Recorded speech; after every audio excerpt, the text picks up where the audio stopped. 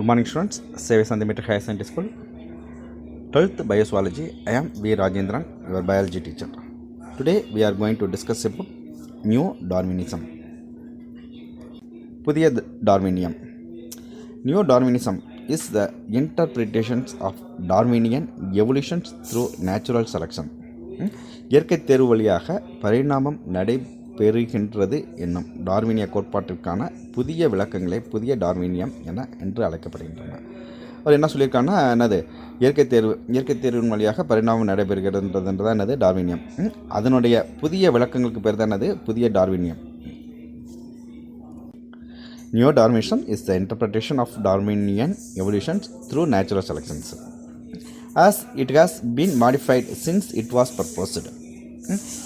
டார்வினிய கோட்பாடு அது தோன்றிய காலத்திலிருந்து பல்வேறு மாற்றங்களை சந்தித்தது. It has been modified since it was proposed.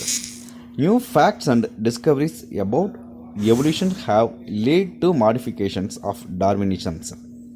பரிணாமம் குறித்த புதிய உண்மைகள் மற்றும் அறிவியல் கண்டுபிடிப்புகள் ஆகியவற்றின் அடிப்படையில் டார்வினியம் பல்வேறு மாற்றங்களை பெற்றது. ஏதோட பேஸில் இது வந்து மாடிஃபிகேஷன் ஆகிருக்குன்னு பார்த்தோம்னா, புதிய கண்டுபிடிப்புகள், என்னது புதிய உண்மைகள், நியூ ஃபேக்ட்ஸ், இவற்றின் மூலியமாக இது என்னது பல்வேறு மாற்றங்களை பெற்றிருக்கின்றன. And is supported by Wallace, Henrich, Haeckel, Weismann மற்றும் அண்ட் மெண்டல். இக்கோட்பாட்டினை ஆதரித்த அறிஞர்கள் யாராருன்னு பார்த்தோம்னா, Wallace, Henrich, Haeckel, Weismann and Mendel. இவங்களாம் என்னத்தான் இவருடைய கோட்பாட்டினை ஆதரித்த அறிவியல் அறிஞர்கள். This theory emphasize the change in the frequency of genes. எம்பசைஸ்னால் வலியுறுத்துது change in the frequency of genes. ஜீன்ஸ்னு தெரியும் நமக்கு, மரபணு. ஃப்ரீக்வன்சிஸ்னால் நிகழ்வெண். மரபணு நிகழ்வெண்களில் ஏற்படும் மாற்றங்கள், சேஞ்சஸ்னால் மாற்றங்கள்.